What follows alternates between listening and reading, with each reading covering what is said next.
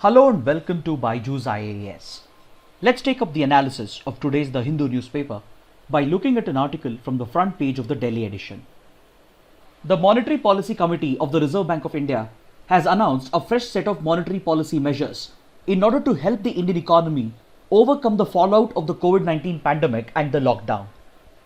Under these measures, the Monetary Policy Committee of the RBI has announced a further cut in the key policy rate, that is the repo rate, and it has been brought down by 40 basis points. So this brings down the repo rate from 4.4% to 4%. This reduction in repo rate will bring down the cost of borrowing for banks, and hence they would be expected to give out cheaper loans to their customers, which in turn is expected to revive growth in the economy. This is the second reduction in repo rate that the RBI has announced over the last 2 months, and it has become necessary to revive growth, which has come to a standstill as a result of the lockdown. See, the COVID-19 pandemic has primarily affected the top industrialized states of India, which account for nearly 60% of India's industrial output. Most of the districts in these industrialized states have fallen under the red and orange zones, and as a result, the lockdown has brought economic activity and industrial activity in these districts to a complete standstill. The affected states include Tamil Nadu, Maharashtra, Gujarat, Andhra Pradesh, Uttar Pradesh, and as well as Karnataka and the NCR region. In fact, the impact of the lockdown has been so severe that the RBI has estimated India's GDP growth to fall into negative territory in this financial year, and we could very well be headed towards a long period of recession.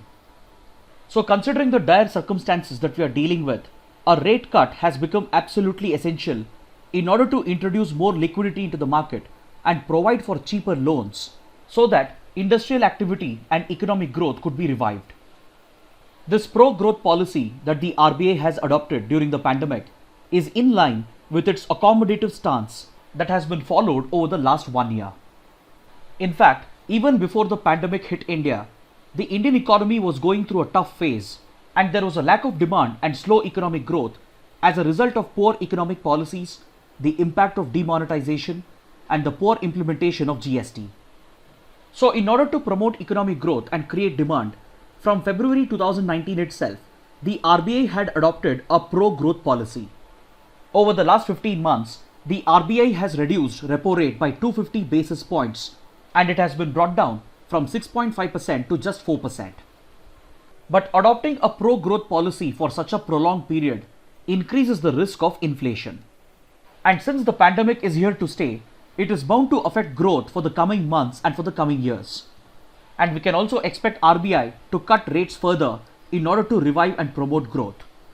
So such a prolonged pro-growth policy runs the risk of increasing inflation because repo rate cuts introduces more liquidity into the market and thereby increases demand substantially, leading to price rise and inflation in the long run.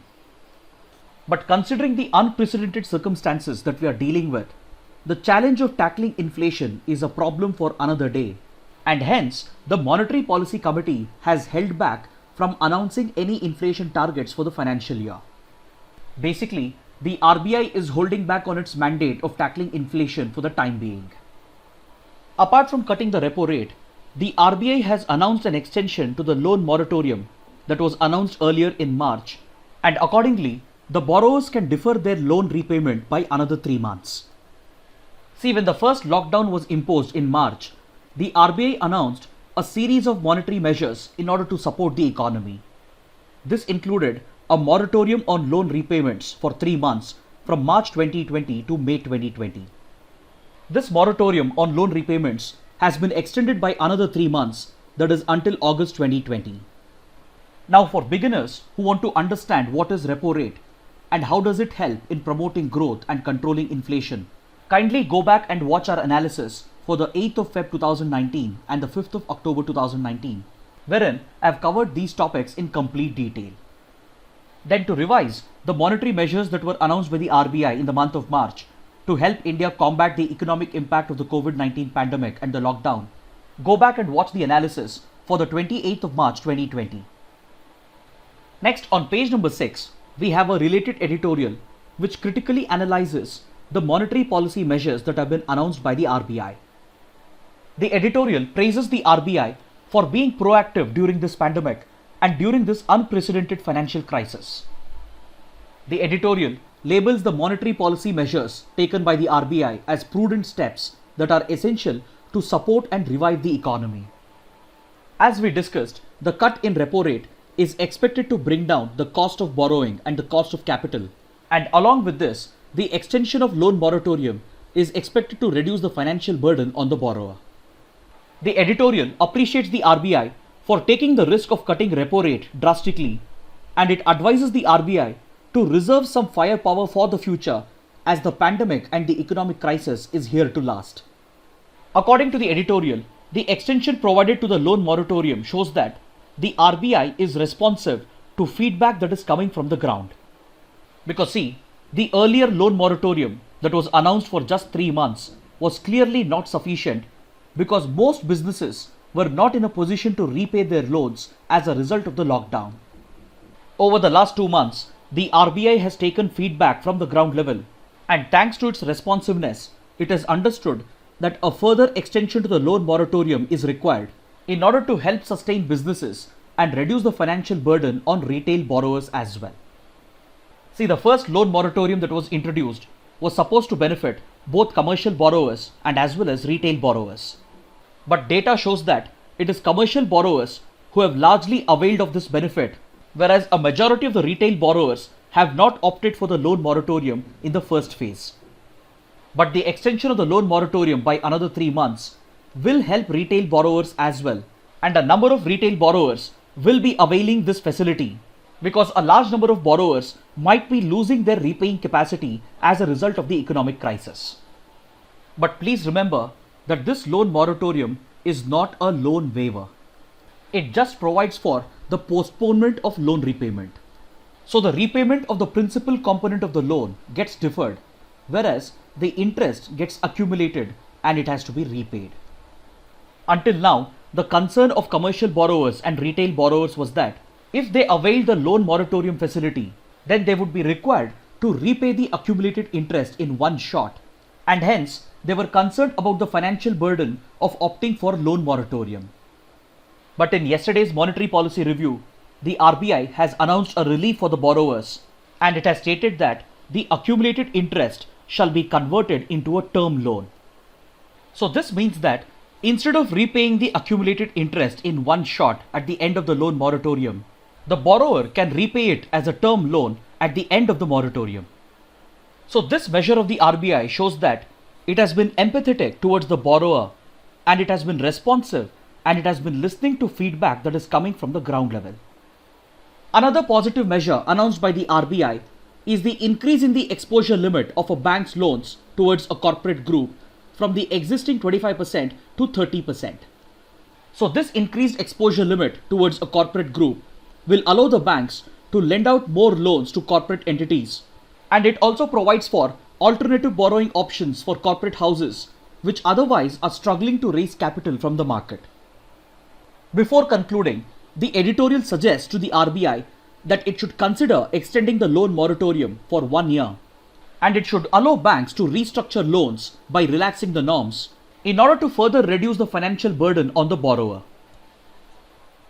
Next, on page number 6, we have an editorial and a column which evaluates the ongoing border dispute between India and Nepal. We have been covering this important topic over the last couple of weeks, and hence, without going into the details or the background, let us look at the stand being made by the editorial and the column. See, we have discussed earlier that India and Nepal share a very close and special relationship. Through the Indo-Nepal Treaty of Peace and Friendship, which was signed immediately after independence, both the countries have established a system of open borders, and through this, they have provided for the free movement of people. So this system has allowed Indians and Nepalis to travel between the two countries without obtaining any visas. So the system of open borders and free movement has provided for close cultural relations and people-to-people relations between the two countries. Apart from this, both the countries share a historical and civilizational relationship as well, and today this special relationship is being threatened as a result of the ongoing border dispute. See, the latest crisis began with Nepal's aggressive response to India's inauguration of a road that connects to the Lipu Lake Pass in order to facilitate the Kailash Manas Sarovar Yatra and reduce the travel time of the pilgrimage. Nepal claimed that this Indian-built road passes through the disputed Kalapani region, and it not only criticized India by invoking the colonial legacy of the Treaty of Sugauli of 1816, and it also published a new political map that claims not only the Lipu Lake Pass in the Kalapani region, but also other areas that are traditionally seen to be a part of Indian territory.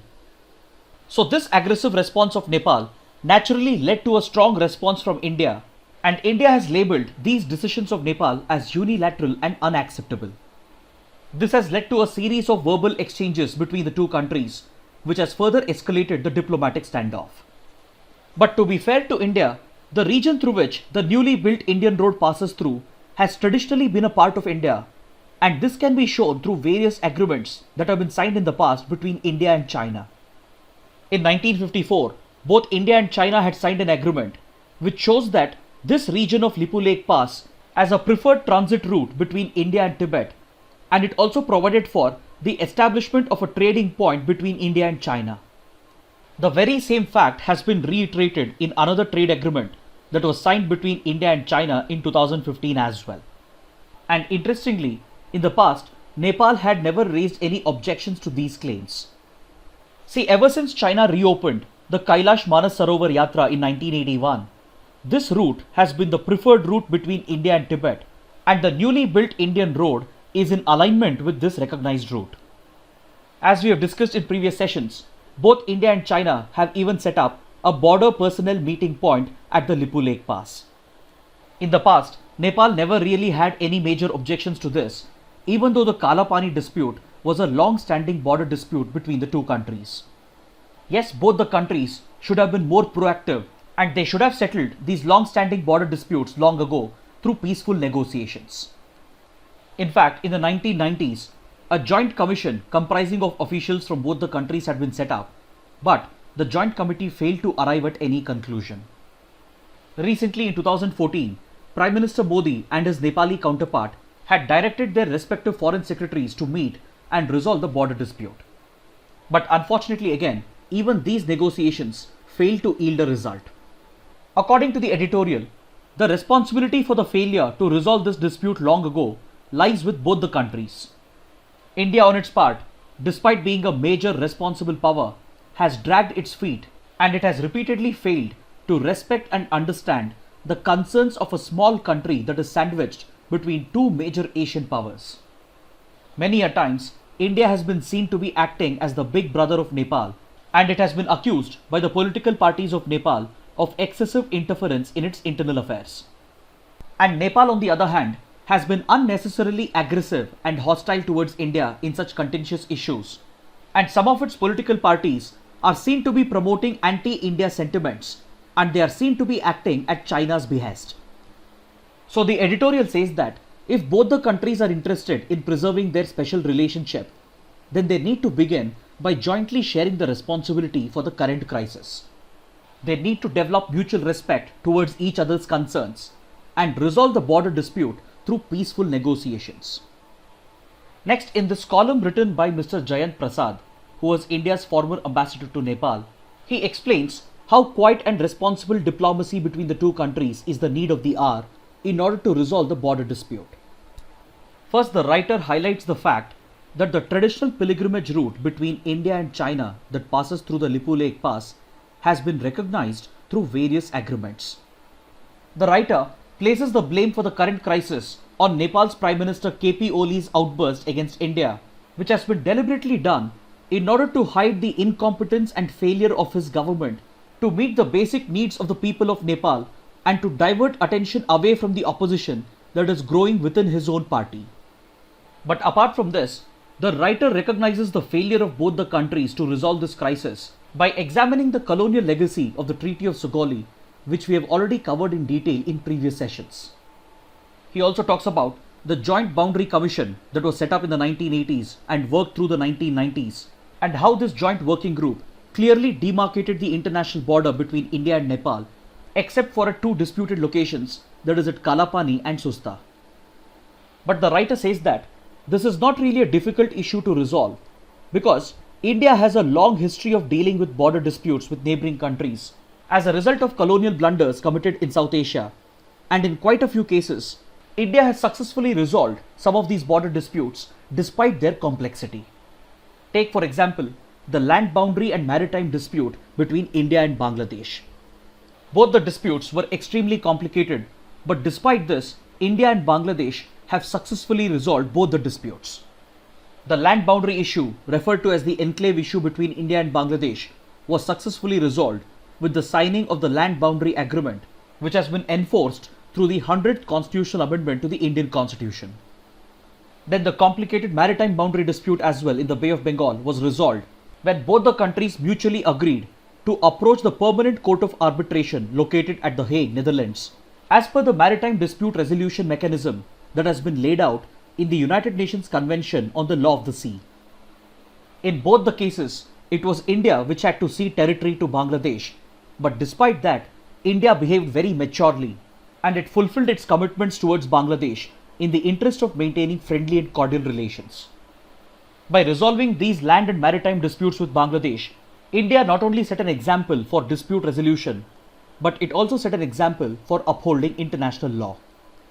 The writer says that a similar spirit is required on the part of both India and Nepal in order to resolve the current border dispute.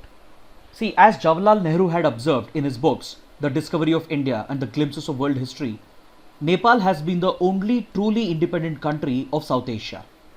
So naturally, the people of Nepal take a certain pride in this fact and they do not readily subjugate themselves to a larger neighbor. So it is this fact that India needs to respect and appreciate, and it needs to recognize that Nepalis cherish and uphold their independence and sovereignty as a matter of pride. India should also be mindful of the fact that Nepal has willingly acted as a strategic buffer for India against the expansionist tendencies of China in the Himalayan region. Nepal should also recognize that India has been more than willing to assist Nepal in its development, and it has invested heavily in Nepal's infrastructure projects, including hydropower projects, communication, connectivity and transportation projects. India has also provided the landlocked country of Nepal with access to its seaports, and India has also extended humanitarian assistance and disaster relief to Nepal whenever it has been hit by natural calamities. So both the countries, they need to recognize and appreciate this mutual dependency, and in the larger interest of the special relationship that they share, they need to engage in diplomatic dialogue and negotiations in order to resolve this border dispute. Now let's take up another column from page number 6, which evaluates a major development in the world of cryptocurrencies and digital currencies. See, in the last week of April, the Central Bank of China, that is the People's Bank of China, became the first central bank in the world to come out with its own digital currency, that is a central bank owned digital currency known as DCEP, or the Digital Currency Electronic Payment. See, to understand the technology behind cryptocurrencies and the regulatory issues surrounding cryptocurrencies, you can watch our detailed video that is available on our YouTube channel. I shall be sharing the link for the same in the comment section below. See, over the last few years, cryptocurrencies or digital currencies have generated a lot of interest around the world, and as a result, the value of cryptocurrencies such as bitcoins, Ethereum, etc. has skyrocketed. But these cryptocurrencies have also run into a number of regulatory issues, and most countries around the world have opposed the introduction of cryptocurrencies. Most national governments and central banks have taken action against cryptocurrencies and other startups that are providing various services to enable cryptocurrencies by providing digital wallets, digital payments, etc. To understand why most governments and most central banks are opposed to private cryptocurrencies, we need to understand the regulatory issues created by cryptocurrencies and digital currencies. See, the traditional physical currency that we all use gains legitimacy because it has been declared as legal tender by the central government, and it has been given the status of a fiat currency by the central bank. So essentially, in our traditional economies, national governments and central banks, they maintain a centralized control over the circulation and operation of currencies. But the world of cryptocurrencies is the exact opposite. Cryptocurrencies are built upon a technology known as blockchain technology. This makes the cryptocurrencies decentralized, and it takes away control from the central bank and the national governments. In case of traditional physical currency that is centrally controlled, its value and its volume of circulation is determined by the government and the central bank. But in case of decentralized cryptocurrencies, the value and the volume of circulation is determined in a decentralized manner by the various peer-to-peer nodes that are a part of the blockchain. But the disadvantage of cryptocurrencies is that due to its limited supply, there is a lot of speculation around its value, and this results in a lot of volatility. As we have seen over the last few years, the value of bitcoins and Ethereum has fluctuated wildly, and as a result, its value has increased drastically and as well as declined drastically. So if you envision an economy run by cryptocurrencies, then such extreme volatility can create widespread economic instability, and this is one of the major reasons why central banks and governments around the world are opposed to cryptocurrencies. The second major reason for their opposition to cryptocurrencies is based on the grounds of economic security and national security. Due to the anonymous nature of cryptocurrencies, they have the potential to be misused for illicit activities such as drug trafficking, smuggling by organized crime syndicates. It can be used for financing and sponsoring terror outfits. It can increase tax evasion and money laundering. And it can also be used for a variety of illicit transactions on the dark web or the deep web. And since virtual currencies operate in the cyber domain, they are always vulnerable to cyber attacks despite their high level encryption. So their vulnerability to cyber attacks places the investor and as well as the economy at risk. So for these reasons, governments and central banks around the world have taken a regulatory stand against cryptocurrencies. But considering the advantages provided by cryptocurrencies, few governments and central banks are considering the possibility of introducing a central bank owned digital currency that can be declared as legal tender, just like the traditional physical currency that we have. So even as other countries are exploring this possibility, China has already taken a step, and its central bank has become the first central bank in the world to have introduced an official digital currency known as the digital currency electronic payment. The Chinese central bank has given it the legal status by pegging the value of the digital currency with its fiat currency. With the introduction of an official digital currency, China plans to replace its M0 or M0, which is nothing but the physical currency that is in circulation, which is nothing but the total cash that has been printed by the central bank. So the writers say that the introduction of an official digital currency by a central bank presents both advantages and disadvantages. The advantage is that it can significantly reduce the handling cost of paper currency.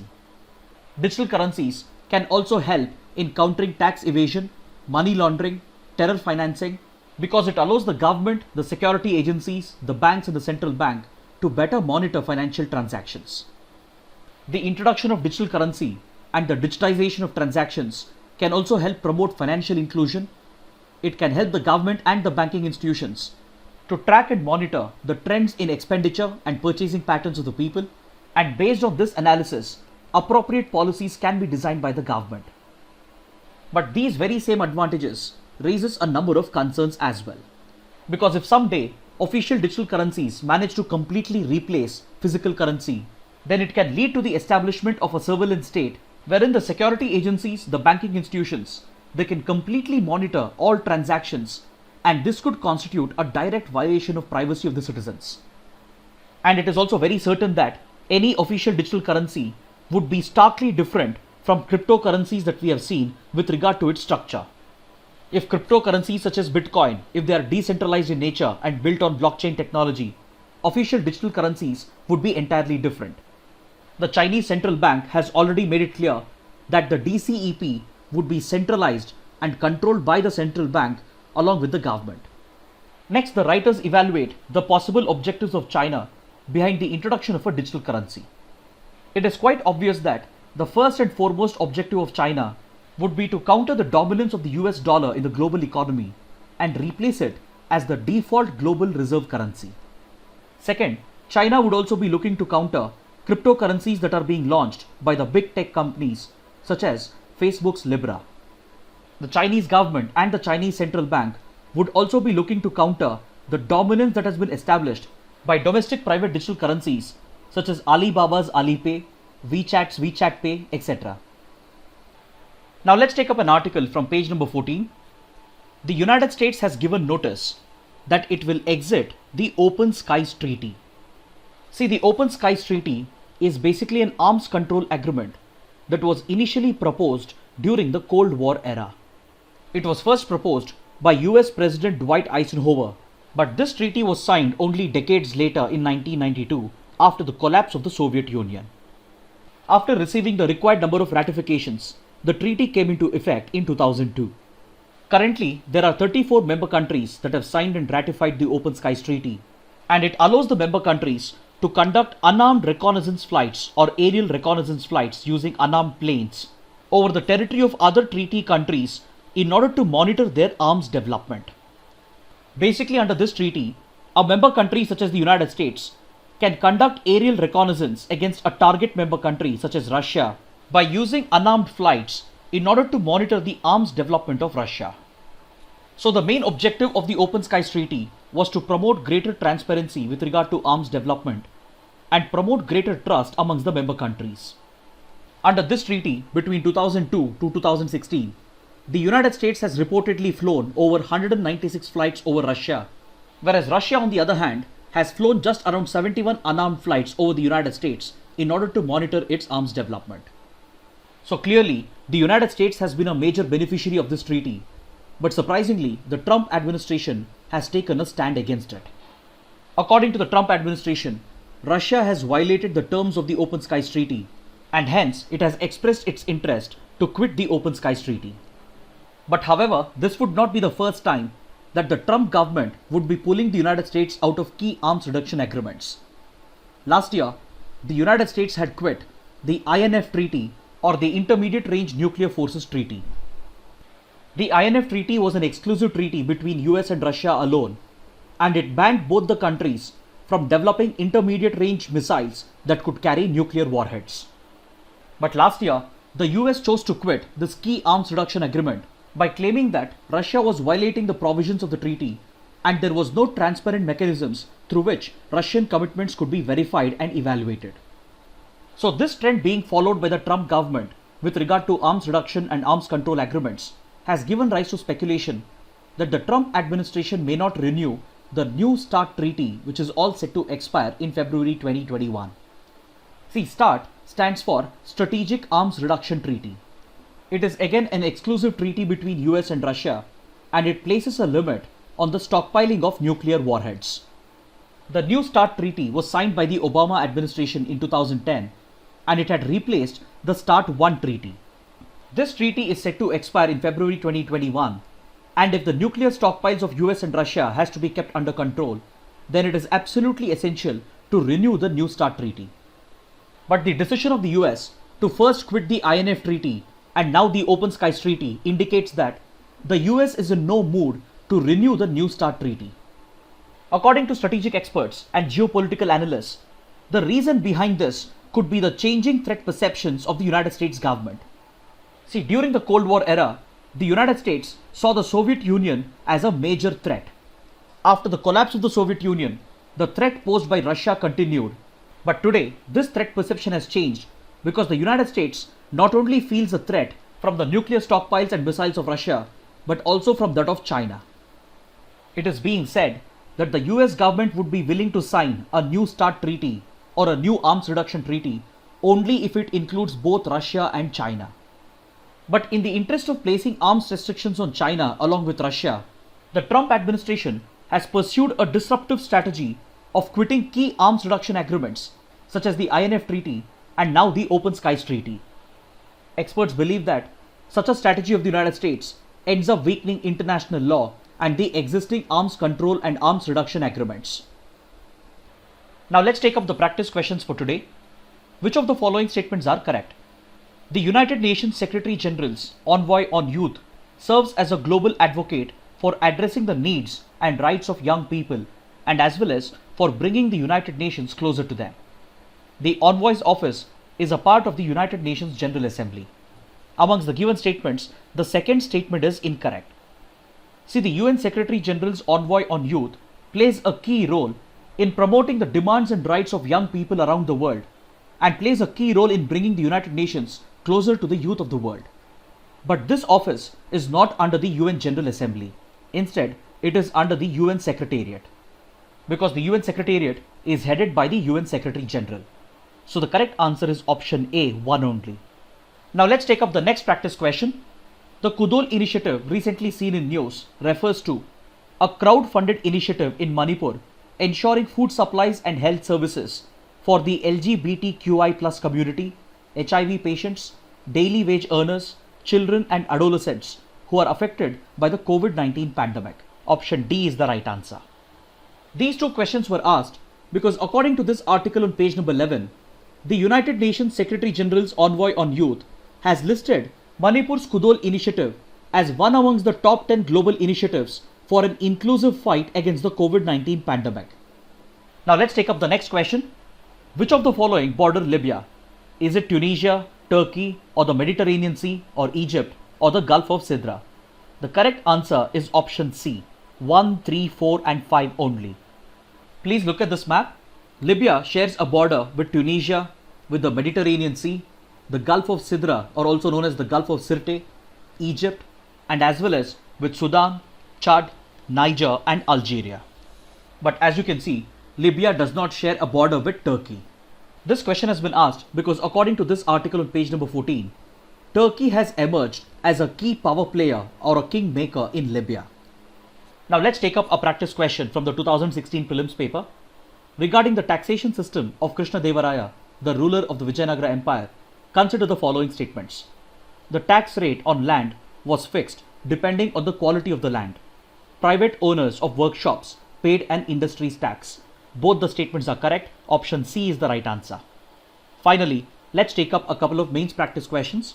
The first question, from repo rate cuts to loan moratoriums and liquidity injection, the RBI has been at the forefront of India's fight against the economic impact of the COVID-19 pandemic.